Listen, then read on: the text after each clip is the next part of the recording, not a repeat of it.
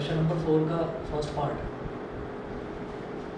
Question number 4 का first part, इसमें इन्होंने दिया है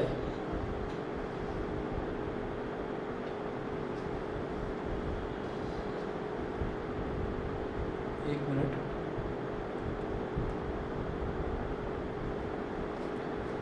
फोर्थ का फर्स्ट पार्ट देखिए। फोर्थ क्वेश्चन है find the values of K for which the following equations have real and equal roots. तो रियल और इक्वल रूट्स कब होते हैं? जब डिस्क्रिमिनेंट की वैल्यू 0 के इक्वल होती है। ठीक है, तो आप यहाँ पर ये कहेंगे रियल एंड इक्वल रूट्स कब मिलेंगे? जब डिस्क्रिमिनेंट की वैल्यू इक्वल टू 0 होती है। तो फोर्थ का जो फर्स्ट पार्ट है उसमें देखिएगा क्या है, x square minus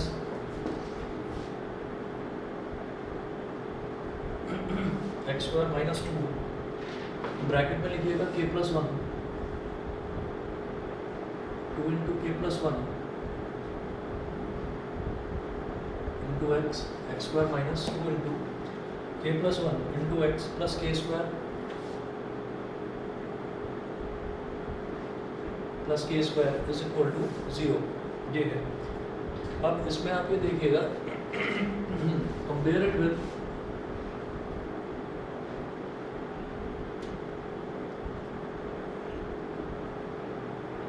compare it with ax square plus bx plus c is equal to 0। तो x स्क्वायर का कोफिशिएंट यहाँ पर a है, यहाँ पर x स्क्वायर का कोफिशिएंट 1 है, तो a is equal to 1। x का कोफिशिएंट यहाँ पर b और इधर x का कोफिशिएंट है माइनस 2 इंटू के प्लस 1, तो b की वैल्यू है माइनस 2 इंटू के प्लस 1। कांस्टेंट टर्म है c और इधर कांस्टेंट टर्म है के स्क्वायर, तो c की वैल्यू हो गई कितना, के स्क्वायर। ठीक है, a b और c की ये वैल्यूज आ गई। अब ये बोल रहे हैं कि आपको ये बताना है k की वैल्यू बताना है for which this equation have real and equal roots. ठीक है, तो हम ये कहेंगे for real and equal roots discriminant d is equal to 0 और d कितना होता है, e square minus 4ac equal to 0। b square का मतलब क्या होगा, माइनस 2 इंटू के प्लस 1 का whole square minus 4 into 1 into c कितना है, के स्क्वायर इज इक्वल टू 0। अब ये जो माइनस 2 है, इस माइनस 2 का स्क्वायर क्या हो जाएगा, 4, और जो k प्लस 1 है इसका स्क्वायर जब मैं करूँगा तो ये हो जाएगा के square plus 1 square plus 2 into K into 1 plus 2 into K into 1। ठीक है, इसके बाद देखिएगा ये हो गया माइनस का 4 के स्क्वायर इज इक्वल टू 0। अब इसको एक्सपेंड करेंगे तो 4 इंटू के स्क्वायर क्या हो जाएगा, 4 के स्क्वायर, 4 इंटू 1 का स्क्वायर, 1 का स्क्वायर तो 1 होता है, तो 4 इंटू 1 क्या हो जाएगा 4, 2 इंटू के इंटू 1 यानी कि 2k, 2k इंटू 4 क्या हो जाएगा 8k, minus 4k square is equal to 0। Minus 4k square plus 4k square cancel out हो गया, 4 plus 8k is equal to 0। यहाँ से प्लस 4 उधर ले जाओ तो 8k इज इक्वल टू हो गया 8k हो गया माइनस 4k इक्वल। अब ये जो 8 है इसको यहाँ डिनोमिनेटर में ले जाओ तो k is equal to minus 4 upon 8, 4 1 जा 4, 4 2 जा 8, तो k की वैल्यू आ गई माइनस का 1/2। बताइए जी, क्लियर? यस सर, मैंने क्या किया था, मैंने b की वैल्यू जैसे माइनस 2 के माइनस में ले ली थी और फिर उसका होल स्क्वायर किया तो इसलिए मेरा आंसर बता रहा है। वो भी सही आएगा। देखिए अगर आप माइनस 2 के माइनस 1 का होल स्क्वायर करते हो तो जब होल स्क्वायर होता है ना और दोनों टर्म नेगेटिव होती हैं तो हम उसको पॉजिटिव मान लेते हैं, ये 2k प्लस 1 का होल स्क्वायर बन जाएगा। समझ गए? सर फिर भी मेरा सही आना चाहिए, अगर हम इसे एक्सपैंड करेंगे तो 4k square plus 1 plus 4k हो जाएगा।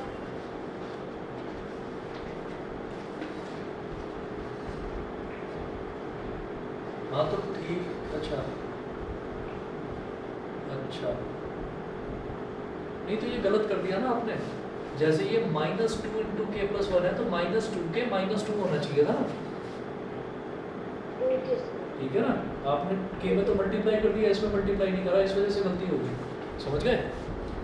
यस। चलिए जी, अब आपका फिफ्थ का फोर्थ अभी बताता हूँ जी।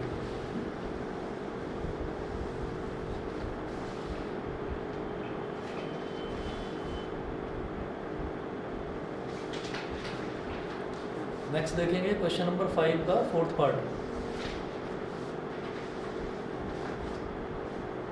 क्वेश्चन नंबर 5 है find the values of K for which the following equations have real roots. तो ये जो रियल रूट्स हैं यहाँ पर, रियल इक्वल भी हो सकती है और अनइक्वल भी हो सकती है। तो मुझे फिफ्थ का फोर्थ पार्ट ना, फोर्थ बताऊँ, फिफ्थ का फोर्थ पार्ट देखेंगे।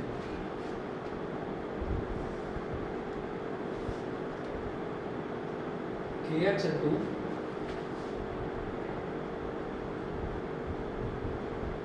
into x minus 2 root 5, kx into x minus 2 root 5 plus 10 is equal to 0. kx into x minus 2 root 5 plus 10 is equal to 0. kx में x को multiply करिए, kx square, kx में minus 2 root 5 को multiply करिए, minus 2 root 5 kx और plus का 10 is equal to 0। यहाँ तक तो समझ में आ गया होगा। इक्वेशन को हमने एक्सपेंड करके एक्स स्क्वायर, एक्स और कांस्टेंट की टर्म में अलग अलग करके लिख लिए। अब क्या करेंगे, compare it with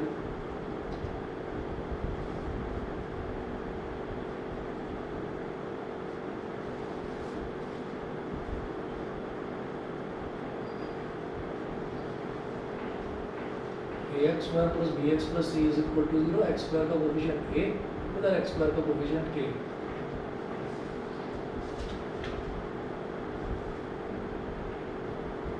k is equal to k, इधर x का कोफिशिएंट b और इधर x का कोफिशिएंट माइनस 2 रूट 5 k।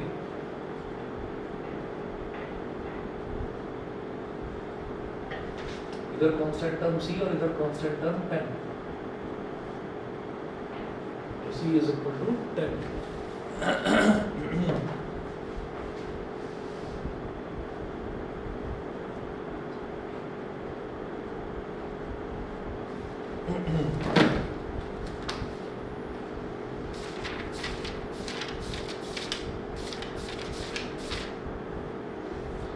तो रियल रूट्स है, और रियल रूट्स में ये पूछ रहे हैं, मुझे ऐसा ध्यान आ रहा है कि मैंने करवाया था क्वेश्चन। चलिए देखते हैं अभी। अब इसमें वो पूछ रहे हैं कि रियल रूट्स होनी चाहिए। तो रियल रूट्स दो तरीके की होती हैं, या तो रियल और इक्वल हो जाए तो डिस्क्रिमिनेंट की वैल्यू सीधा 0 हो जाती है, या फिर रियल और डिस्टिंक्ट हो जाए तो डिस्क्रिमिनेंट की वैल्यू 0 से बड़ी होती है। ये बोल रहे हैं रियल एंड इक्वल रूट्स, तो उसके लिए हम ये रियल, सिर्फ रियल रूट्स बोल रहे हैं, तो हम ये कहेंगे फॉर रियल रूट्स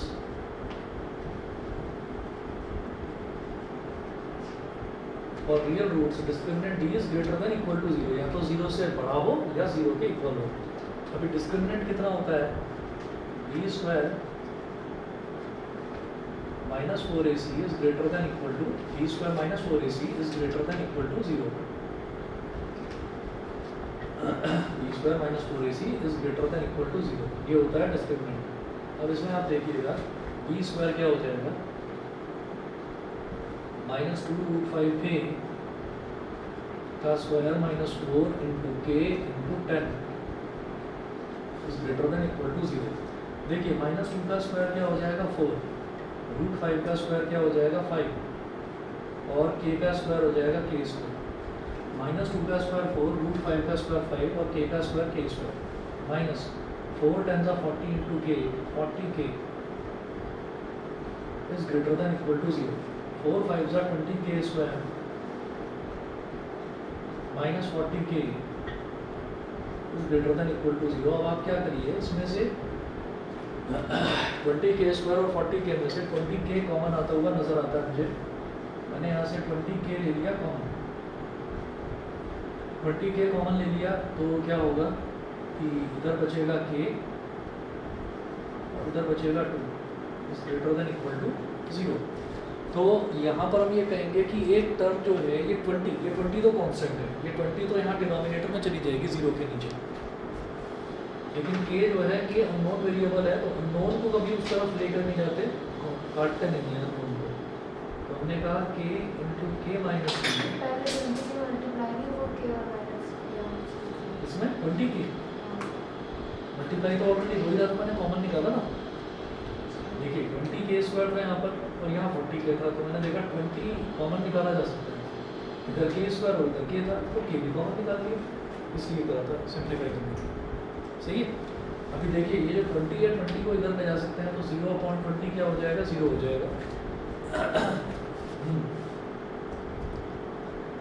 ये मेरे पास आ गया इंटू के माइनस 2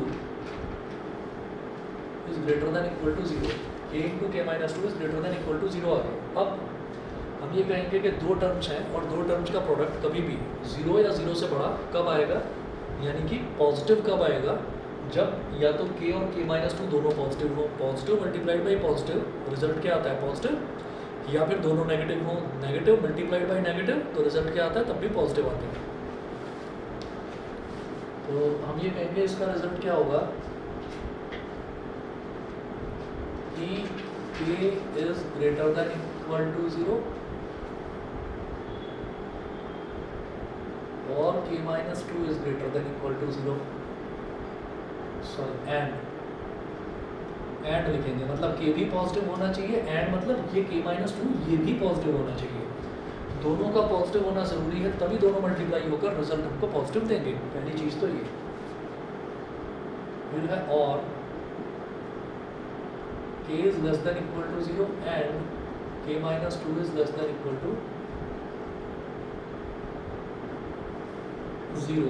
यहाँ से हो गया k is greater than equal to 0 and इस माइनस 2 को उधर ले जाओ तो k is greater than equal to plus 2, ये हो गया, और k is less than equal to 0 and k is less than equal to plus का 2, ये हो गया। अभी एंड का मतलब क्या है कि k जो है इसमें नंबर लाइन बनाकर देख लेना, इधर माइनस इन्फिनिटी, इधर प्लस इन्फिनिटी, इधर 0 और इधर 2। यहाँ पर क्या है कि k 0 से बड़ा है, 0 से बड़ा, और साथ साथ क्या है कि k 2 से भी बड़ा है, ठीक है। तो अगर मैं ये कहता हूँ कि इन दोनों का कॉमन आंसर ये है कि k is greater than equal to 0, तो वो ज़्यादा सही होगा कि k अगर 2 से बड़ा है तो वो 0 से बड़ा तो होगा ही भाई। 2 से बड़ा आप कुछ भी मान लो, 2.5 मान लो, 3 मान लो, 4 मान लो, कुछ भी मान लो। तो अगर 2 से बड़ा मान लीजिए, मैंने 3 मान लिया, तो वो 3 0 से बड़ा तो होगा ही, तो k अगर 2 से बड़ा मैं ले लूँगा तो वो 0 से बड़ा इसको यानी कि ग्रेटर देन 0 को वो सेटिस्फाई करेगा, समझ गए, ठीक है। तो एक तो ये हो गया, बीच में लगाइए और का साइन, और लिखिएगा बीच में। अब इस वाले की नंबर लाइन बनाओ, इन्फिनिटी माइनस इन्फिनिटी, इधर बनाइए 0, इधर बनाइए 2, k is less than equal to 0, तो k 0 से छोटा, और दूसरा बोल रहे हैं k is less than equal to 2 यानी कि 2 से भी छोटा। तो अगर मैं बोलूँ कि k 0 से छोटा, अगर मैं इसको लेकर चलूँ तो जो चीज़ 0 से छोटी है वो 2 से छोटी तो होगी ही। अच्छा, अगर मैं कहूँ कि सिर्फ इसको बोलूँ कि k is less than equal to 2, तो जो चीज़ 2 से छोटी है ना वो ज़रूरी नहीं है कि 0 से भी छोटी हो। 2 से छोटा तो 1 होता है, और 1 जो है वो 0 से छोटा थोड़ी है, नहीं है ना। तो इसका मतलब 0 से छोटा वाला अगर मैं लेकर चलूँगा तो वो इसको भी सेटिस्फाई करेगा, जो चीज़ 0 से छोटी है वो 2 से छोटी होगी ही। तो इधर तो ये आ गया और इधर ये आ गया, तो हम ये कहेंगे therefore value of k can be k is greater than equal to 2 either this, और k is less than equal to 0 और दिस, या तो ये होगा या फिर ये होगा। बताइए बेटा, ऑनलाइन वाले बच्चे बताएं, समझ गए? ठीक है, चलिए जी, इसके बाद देखेंगे वर्ड प्रॉब्लम से स्टार्ट करते हैं। और भी कुछ मैं आपको क्वेश्चंस इसके भेजूंगा, वो आप ट्राई करिएगा। पहले वर्ड प्रॉब्लम सब देखते हैं।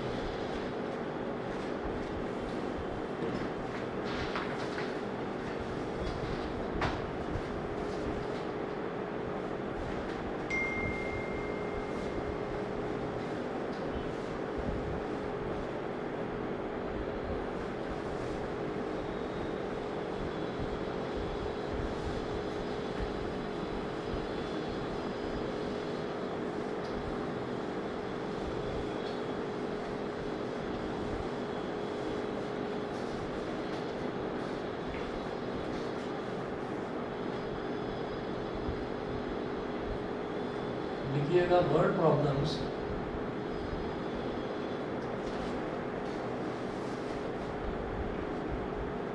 Based on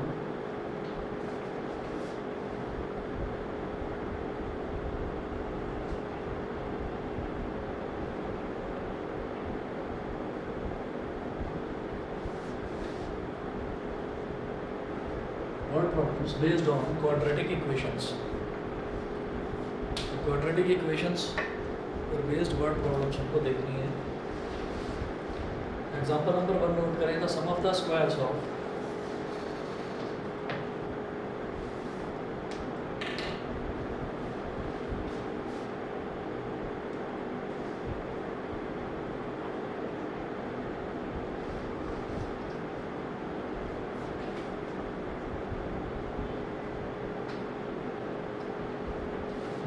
squares of two consecutive natural numbers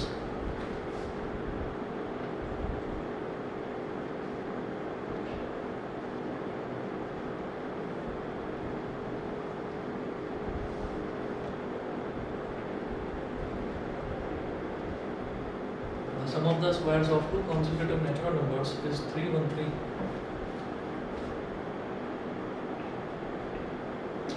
is 313 full stop. Find the numbers.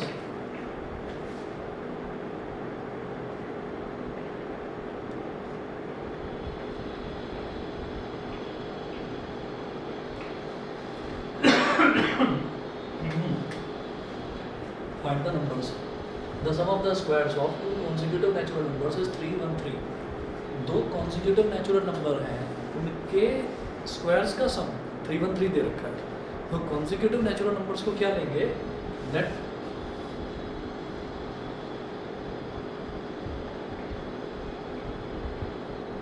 The two consecutive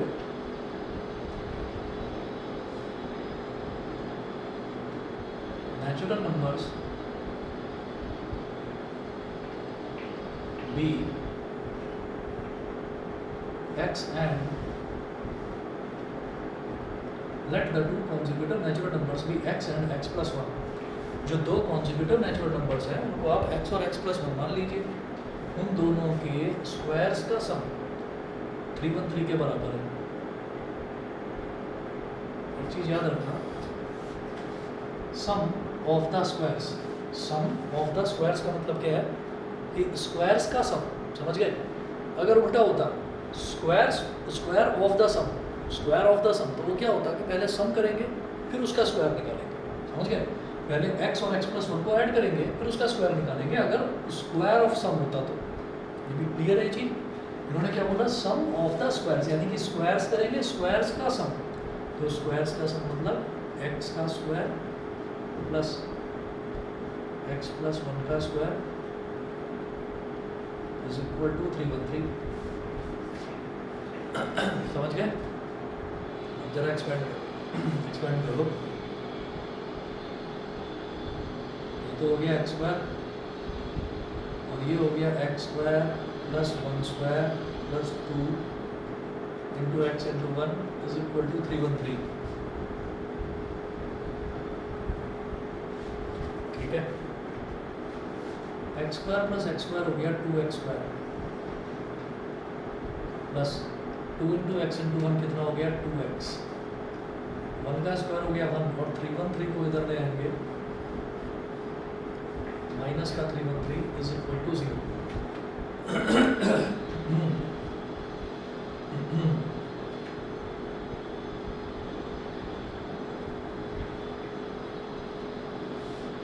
अब ये हो गया 2x स्क्वायर प्लस 2x और 1 माइनस 313 कितना हो जाएगा? माइनस का 312 इज इक्वल टू 0. 2 और 312 इन तीनों में से 2 कॉमन लिया जा सकता है. मैंने 2 ले लिया कॉमन. यहाँ क्या बचेगा? X square plus x minus क्या हो जाएगा? ये 156.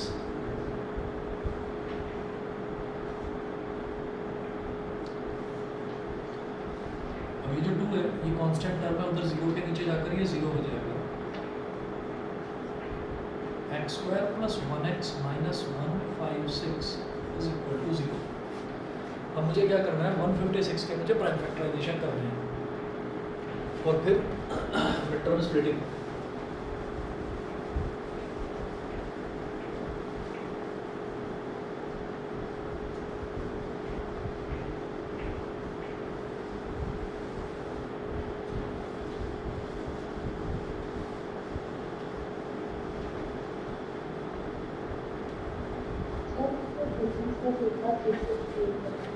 क्या बोल रहे हो?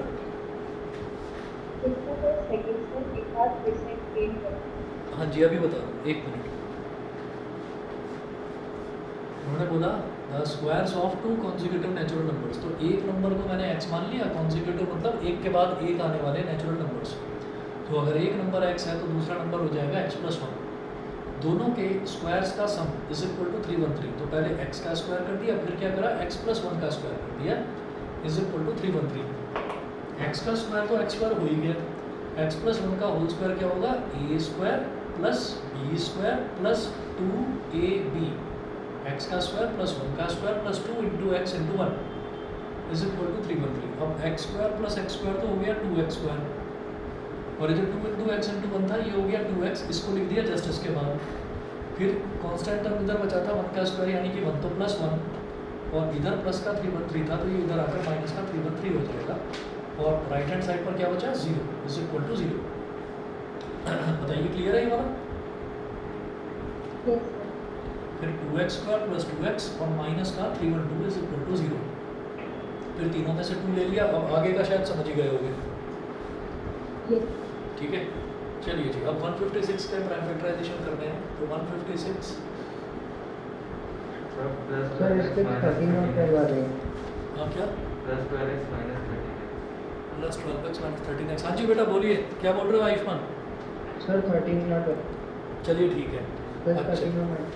हाँ हाँ ठीक है, प्लस 13 और माइनस 12 बिल्कुल सही बता रहे हैं आप। लेकिन जिन बच्चों को ऐसे खुद से देखकर समझ में नहीं आता वो क्या करें, वो प्राइम फैक्टराइजेशन कर लेना इसका।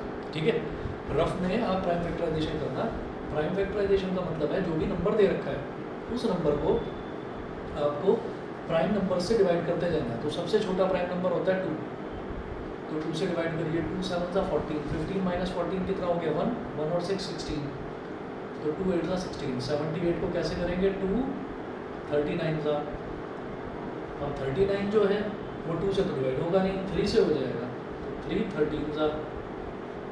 फिर 13 अपने आप में प्राइम नंबर है तो 13 बन जाए, तो 3 2 सा 6 2 सा 12, तो ये क्या बन गया 12 और ये क्या बन गया 13। तो 12 इंटू 13 अगर हम करेंगे तो 156 आ जाएगा, और 13 और 12 का डिफरेंस 1x होता है।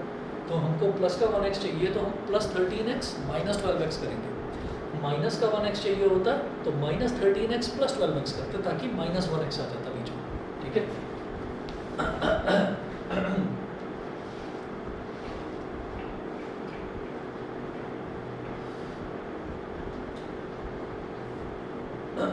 X square plus 13x minus 12x, x square plus 13x minus 12x minus 156 is equal to 0। X square plus 13x minus 12x minus 156 is equal to 0। ये हो गया। अब इन दोनों में क्या कॉमन ले सकता हूँ मैं, x, तो इधर बचेगा x प्लस 13। इन दोनों में क्या कॉमन ले सकते हैं, माइनस 12,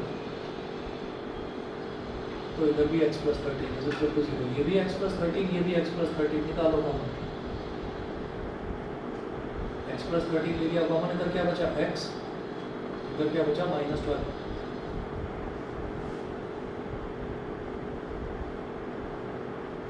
तो या तो आप बोलिए x plus 13 is equal to 0, और या बोलिए x minus 12 is equal to 0।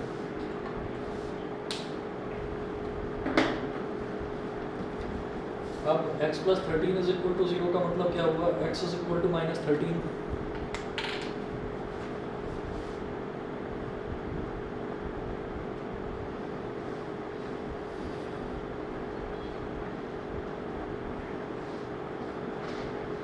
और ये हो गया x is equal to 12, x is equal to minus 13, x is equal to 12, ये हो गया। तो हम ये कहेंगे माइनस 13 तो नहीं ले सकते, क्योंकि इन्होंने क्या बोला है, इन्होंने बोला है कि कॉन्जिक्यूटिव नेचुरल नंबर्स, तो नेचुरल नंबर तो हमेशा 1 2 3 4 यानी कि पॉजिटिव ही होते हैं, नेगेटिव तो नहीं होते। तो इसका मतलब क्या है, -13 नहीं ले सकते, 12 ले सकते हैं। Therefore, the two consecutive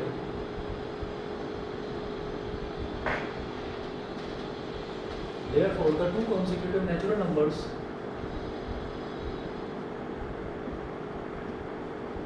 will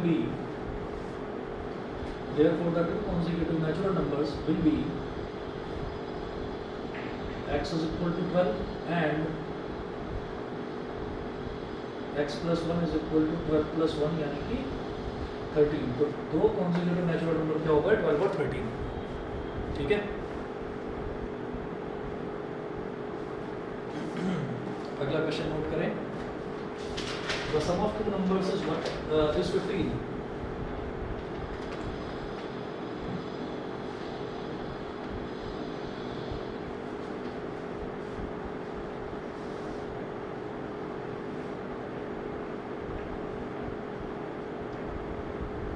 The sum of two numbers is 15।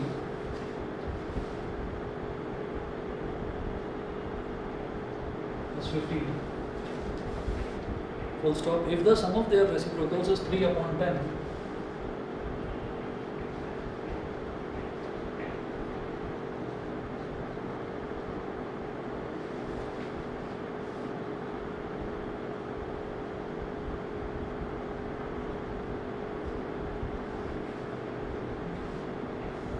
is 3/10, comma, find the numbers.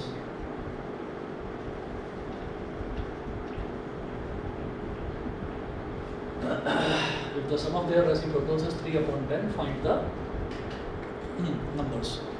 कैसे करोगे?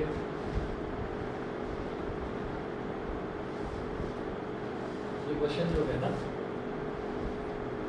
काफी पुराना है, 2000 में आया है एक बार, 2005 में आया है, 2000 में आया है एक बार और एक बार 2005 में। The sum of two numbers is 15. Let the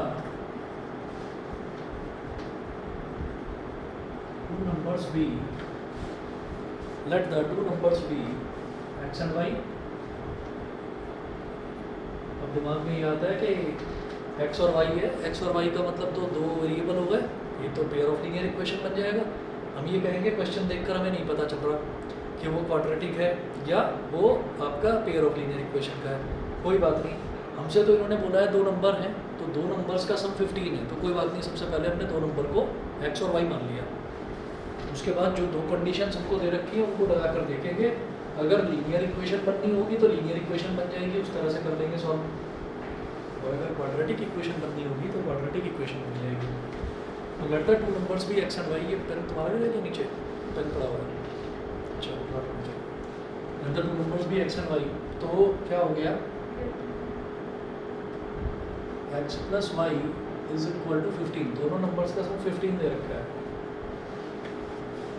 तो क्या करिएगा, y is equal to हो गया 15 minus x। y की वैल्यू 15 minus x हो गई बेटा, इसको मैंने इक्वेशन नंबर 1 बोल दिया। ठीक है, उसके बाद ये बोल रहे हैं if the sum of their reciprocals is 3/10, उन दोनों के रेसिप्रोकल्स का सम 3/10 है। तो गिवन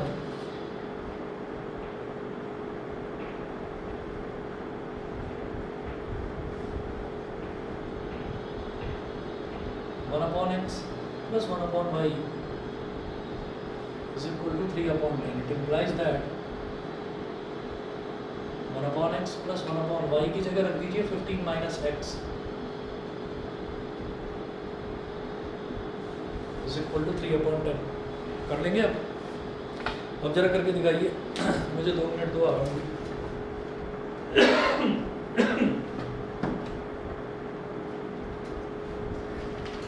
समझ गए ना कि अब ये क्वाड्रेटिक इक्वेशन कैसे बन जाएगी, क्योंकि अब यहाँ पर केवल एक ही वेरिएबल रह गया, x रह गया। ठीक है, y वाला टर्म जो है वो खत्म हो गया। एक बार ट्राई करो, मैं अभी आप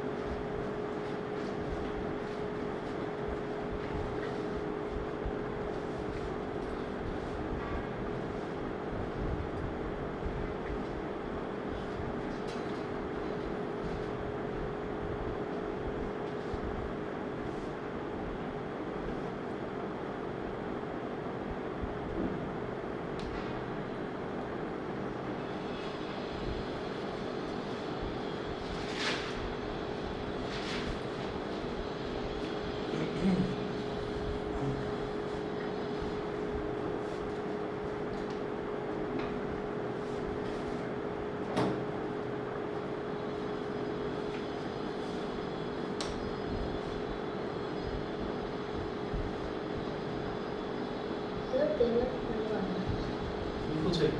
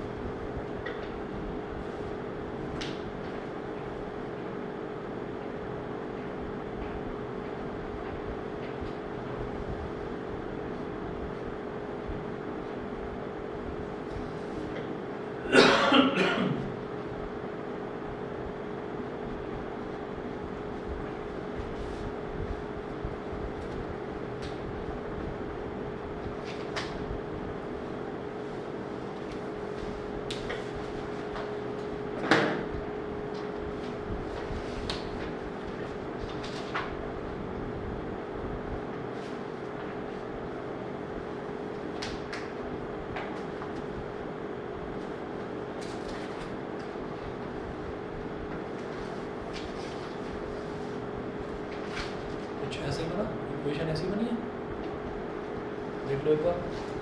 यहाँ पर एक्स स्क्वायर वाला टर्म जो है वो नेगेटिव का है, तो हम जनरली इसको क्या करते हैं, नेगेटिव में नहीं छोड़ते, तो हम क्या करेंगे -1 ले लेंगे कॉमन। तो ये एक्स स्क्वायर है और फिर ये प्लस का 15x है, तो ये बन जाएगा माइनस का 15x, और ये माइनस का 50 है, ये बन जाएगा प्लस का 50। सर यही लास्ट में हो सकता -1 तो फिर भी तो बोलो क्या अगर -1 तो फिर भी हो रहा है -x और 10 समझा नहीं, दोबारा बोलो। सर माइनस, टर्म नेगेटिव नहीं होनी चाहिए मतलब इक्वेशन में। हाँ अगर रखोगे भी तो भी कोई प्रॉब्लम नहीं है, हो जाएगा तब भी सॉल्व। कोई पहली टर्म अगर मान लो नेगेटिव है, यानी कि -1 है इधर, -1 को -50 से मल्टीप्लाई कर दोगे तो प्लस का 50 बन जाएगा, और 15 का फैक्टर क्या बनेंगे, प्लस का 10x और प्लस का 5x, प्लस 10 और प्लस 5 15 हो जाएगा, और 10 × 5 क्या हो जाएगा, प्लस 50 के बराबर। वो भी ठीक है, कोई प्रॉब्लम नहीं है। आप चाहो तो पहली टर्म को नेगेटिव रहने दे सकते हो। मैं तो ये सोचता हूँ कि पहली वाली टर्म है एक्स स्क्वायर, तो वो पॉजिटिव रहे तो थोड़ा ठीक लगता है बस, और कोई मतलब इसका कोई रूल नहीं है। आप चाहो तो नेगेटिव रहने दे सकते हो, कोई दिक्कत नहीं है उसमें। ये -1 इधर चला जाएगा, 0/-1 की हो जाएगा 0, ये हो गया एक्स स्क्वायर, और फिर माइनस का 10x माइनस का 5x और प्लस का 50 = 0। तो अब आप देख पा रहे होंगे कि -10x और -5x क्या हो जाएगा, -15x, और -10 मल्टीप्लाइड बाई -5 कितना हो जाएगा, प्लस का 50। ठीक है, अब देखिए पहला और दूसरा टर्म जो है, इन दोनों में से x निकाल लो कॉमन, तो इधर x बचा, x -10। ऐसे ही तीसरी और चौथी टर्म में से क्या कॉमन लें ताकि ब्रैकेट में x -10 बचे, -5। हाँ, इधर बचा x -10 = 0, ये हो गया।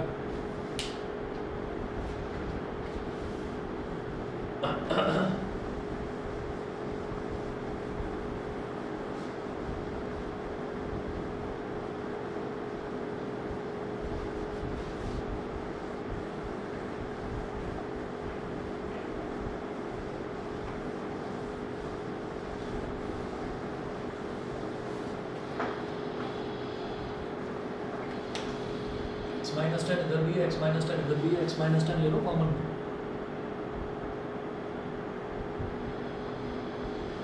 ठीक है, इधर बचा x और इधर बचा -5।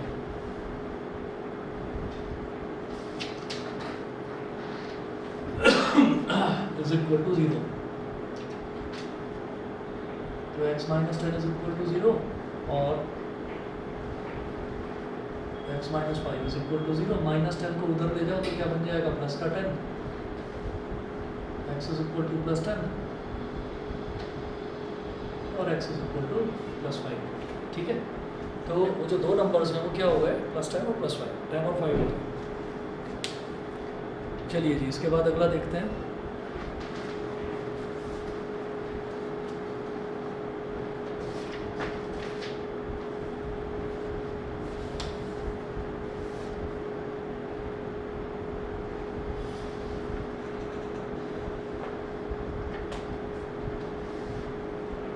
The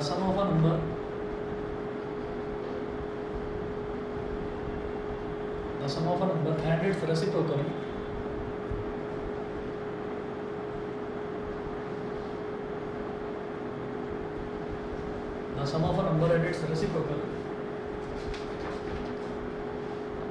is 2:1/30.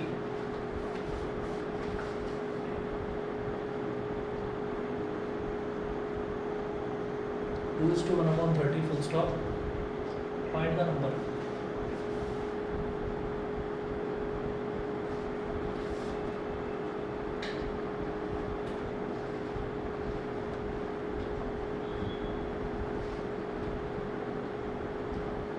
The sum of a number and its reciprocal is 2:1/30.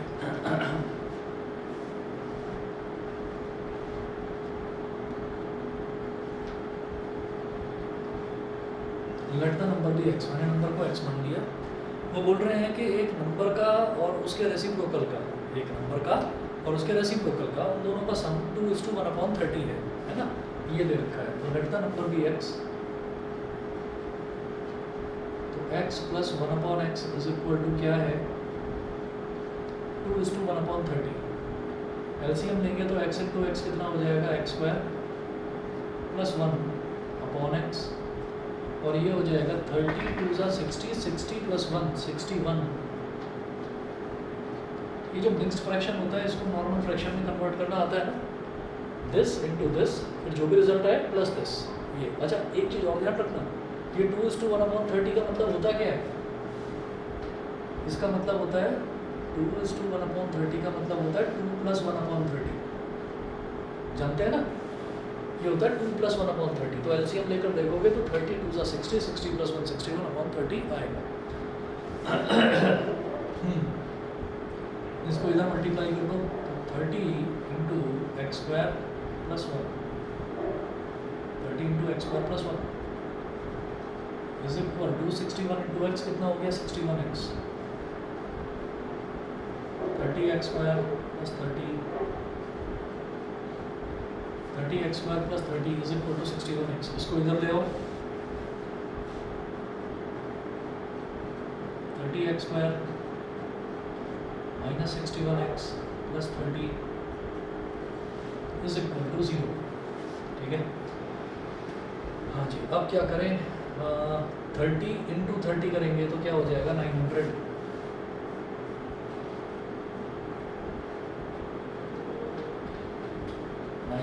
अब 61 को इस तरह से स्प्लिट करना है कि उसका एडिशन या सब्ट्रैक्शन तो -61 के बराबर आ जाए, और मल्टीप्लिकेशन जो है वो प्लस का 900 के बराबर आ जाए। तो आपको क्या करना है, ये जो 900 है ना, इस 900 के आपको प्राइम फैक्टराइजेशन करने हैं।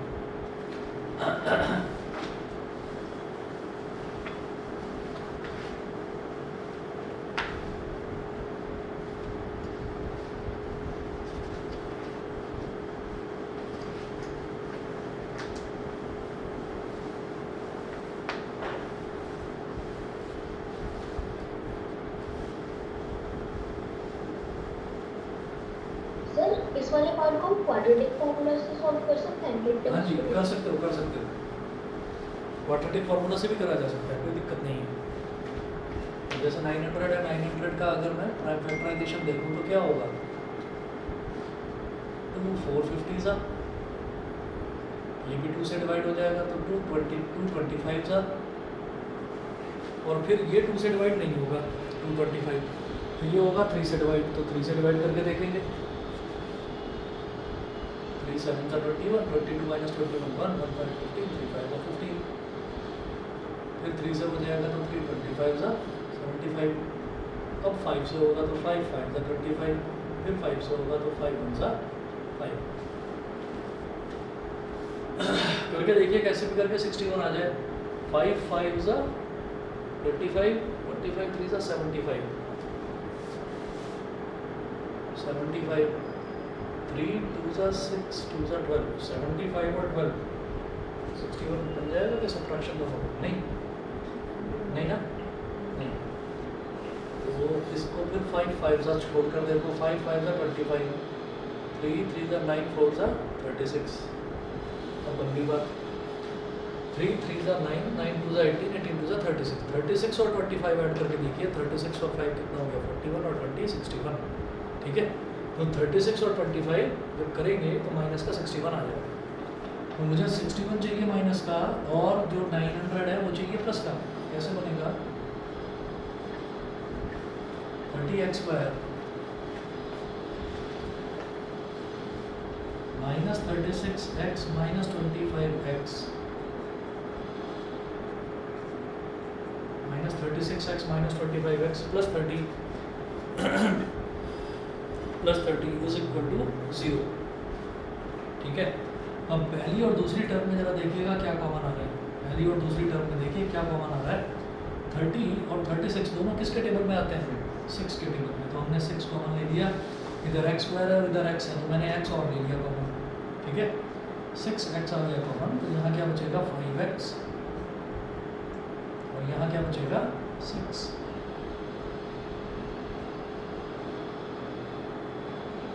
इन दोनों में क्या कॉमन लूँ कि ब्रैकेट में पहला टर्म 5x आ जाए, माइनस का 5 ले लो कॉमन। माइनस का 5 कॉमन लीजिए, तो इधर पहला टर्म आ जाएगा 5, ये हो गया 5x। 5 कॉमन लिया, 5 6 30, माइनस कॉमन ले रखा है तो माइनस 6 आ जाएगा। ठीक है, ये हो गया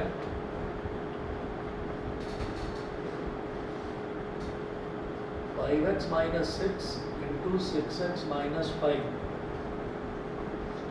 is equal to 0।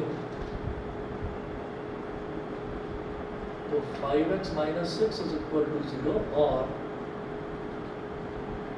6x minus 5 is equal to 0। Minus 6 को उधर ले जाओ, 5x is equal to 6, minus 5 को उधर ले जाओ तो प्लस का 5 हो जाएगा। तो x की वैल्यू क्या होगी? 6/5, और इधर x की वैल्यू क्या होगी? 5/6। ठीक है, तो x की दो वैल्यूज आ गई, 6/5 और 5/6। ठीक है, चलिए जी, बाकी के क्वेश्चंस आपको भेजता हूँ। और दूसरा मुझे ये बताइए कि समर ब्रेक तो सभी का चल रहा होगा, ऑनलाइन वाले बच्चे भी बताएं भाई। आर्या, आयुष्मान, सुभान, रचिता। ठीक है, तो चलिए आप ना मेरा रात को 10 साढ़े 10 बजे तक मैं मैसेज करूँगा, मैसेज एक बार चेक कर लेना। मैं आपको कल सुबह 9 बजे बुला सकता हूँ। 9 बजे आ जाएंगे? 9 बजे तो आजकल पूरी धूप निकल जाती है। ठीक है, तो मैं सुबह 9 बजे बुला सकता हूँ, आप एक बार मैसेज चेक कर लेना बस में। ठीक है, चलिए जी, ओके ओके ओके। हाँ जी, बोलिए बेटा, आवाज़ कट रही है, नहीं आया समझ में।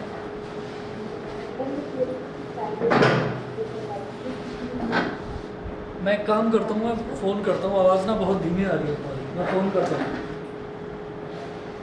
सर अब आ रही है आवाज़? अब आ रही है, बिल्कुल क्लियर, बताइए। Thank you sir.